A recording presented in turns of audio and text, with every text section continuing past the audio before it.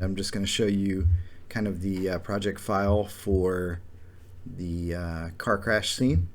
So we first have our plate here, right down here in the scene. It's soloed right now, so that's all you can see. Here's what it looks like originally.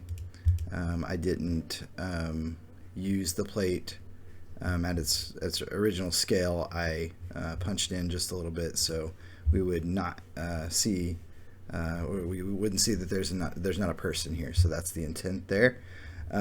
First thing I did was mask out the parts of the shot that I needed. So you can see here, if I subtract those from the shot, we now have a plate with no windows or rear view mirror. Then I went in and created a background scene in Unreal Engine, which I'll show you in a second. But I added these kind of elements in to the shot. So I added some kind of grunge to play as the window grunge, just a dirty window on the screen there. So you can see that goes in between the rear view mirror. So it just gives it that kind of more lifelike feel. Then I kind of animated some car shake, which you can see these are my controls for that, which are just null objects with some expressions on them to give us a random wiggle effect. And then I have some sliders too where I can adjust the intensity of those effects. So it's wiggling the position and rotation of the shot. So if I play that back with those effects applied, you can see we have a little bit of a kind of an effect where the car is shaking like it's driving. And I suppose I need to show you as well this. I created in Photoshop with the help of AI and some other tools, liquify tools and things like that. I created a crashed version of the car with some dented in portions. So you can see that there. It's not, if you turn off the motion blur, you can see that it's not just this immaculate recreation of what that would look like, but with the motion blur and as fast as the shot is, you can see it sells pretty good that the car's getting dented in. So that's that. I added, this is a glass break simulation that I created. And so it's just, you can see here kind of frame by frame, it's just supposed to act as the window kind of shattering. It's real subtle. Then I added some other kind of falling glass elements from Video Copilot, Action Essentials, which is some stuff that I had on hand.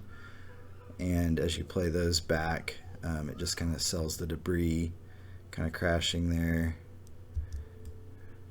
Right now it looks pretty awful because you don't see any movement behind, so you don't see any parallax or anything like that. It's just kind of a strange shot there. I added some other debris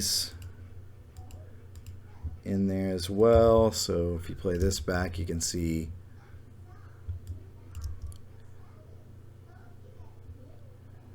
you actually can't see it very well because I haven't put the background in there, but some darker debris to act as like plastic or pieces like that that are falling apart.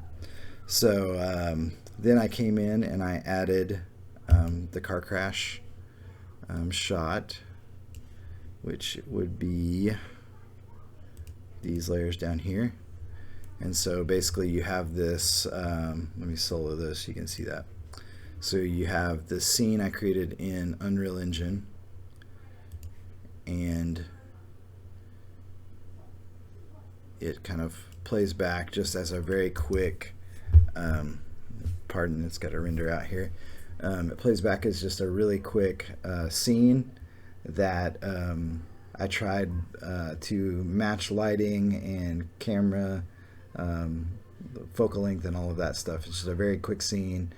Animated a camera moving down the road and the car hitting it at that specific point, and then I animated kind of like a shake and a rotation of the car, kind of like it's getting thrown back into the side.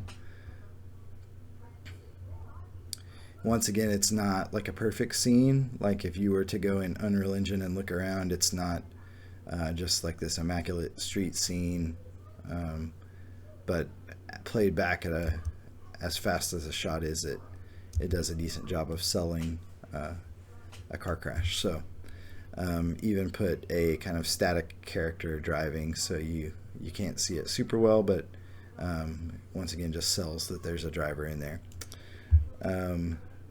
Also added, you can see here I have my rear view mirror effect, which is, if I take this matte off that controls the shape of the layer, it's just I placed a camera attached to my other camera, so it's moving at the same speed, but it's just pointing to kind of a different angle.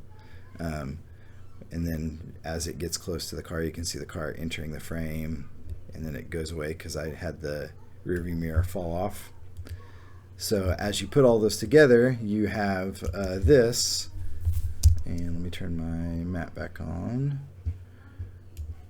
fix the windshield. So we have this, the car shaking, moving along, truck comes in, hits it, shatters the glass, dents in the car, and car spins to the side and up a little bit. So that's the shot. I'll also show you kind of what I did in Unreal Engine to create that scene. And I guess one other thing I could point out real quick too is I put a glow effect here just to kind of add some halation and glow coming in from the outside world to kind of go over some of these car layers to give it just a little bit more life. And then you can see here that I have, this is the Rec 709, just a quick lookup table I threw on there just to give myself a reference to how the colors were matching. And if I show you this reference here with the Rec 709, so that's that. So I'll screenshot that real quick so you can see this in real time. So if I show you this, colors are matched fairly similarly, so I felt pretty good about how close that was. So now it can be taken into color grading, and they can do whatever they would like with that. So let me jump into Unreal Engine. I'll show you what I have there. All right, here's a quick walkthrough on Unreal Engine. I don't have a great way to screen capture at this point, so I'm just going to show you this real quick. So this is the scene I built. You can see it's full of holes and things like that, but for the purposes of this shot, it works just fine. So we have a bunch of what's called kit bashed elements. So it's stuff that I've got from Megascans, which is something that at the moment comes with Unreal Engine standard, but it's getting ready to go to a paid version, so it will no longer be free. But for now, it's pretty cool because you can get these really high quality assets that just are really neat. And so basically all of this stuff I kind of pieced together. So even just these boards and things like that are individual models. And then you have just these sections of buildings that you can put together. And all these little paper icons are what are called decals. So you have this decal back here, which is like a sign, no littering sign. You have these decals on the road, which are like turning signals, and they kind of like form to the ground. So you can kind of see there how it's kind of conforming to the ground. They're pretty awesome. And then everything else is just these mix of textures and things like that to try to hide kind of the video game feel of the landscape.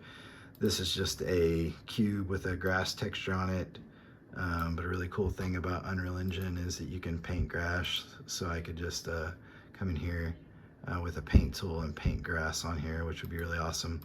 But for this shot, we don't necessarily need that detail. I built, even going way back here into the scene, just so we have some depth and parallax and buildings and things. Here's our truck model.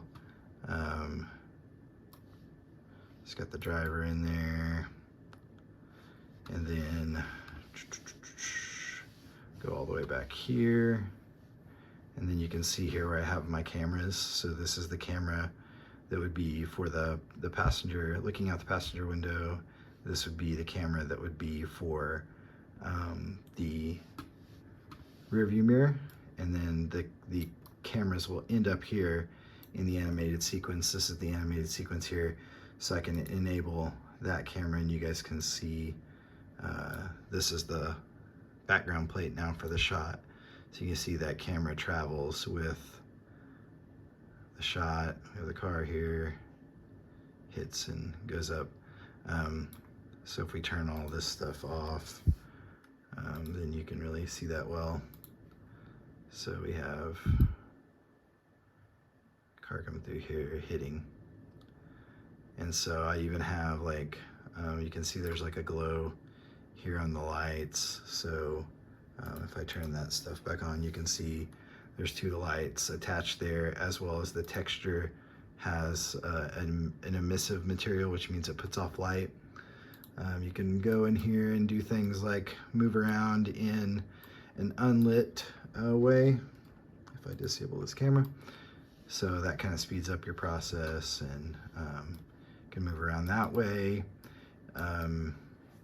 You can pretty much animate anything that you'd like to animate. You can generate tree movement through different processes, through textures or things like that. This is quickly becoming a really powerful program that was mainly used for video games and things like that, but I've been using it for a lot of cinematic purposes. It can't do everything, and it has its limitations for sure, but it's a really, really powerful program, really fun to play in. You can kind of change, like if I kind of click up here on the sun, you can change the time of day pretty quickly, which is really awesome. So I can make it night. And of course you got to adjust some things to make it kind of work, or you can go do like a golden hour type feel. It's pretty awesome. This is the same software they use like in shows like The Mandalorian, where they're using the LED volume to create these really cool realistic backgrounds and things like that that the actors can be in. And yeah, like I said, it's got a lot of really cool possibilities. I was able to do my first LED volume project a few months ago, and that was really cool for the Skit guys, which is who I work for. And yeah, so this is Unreal Engine.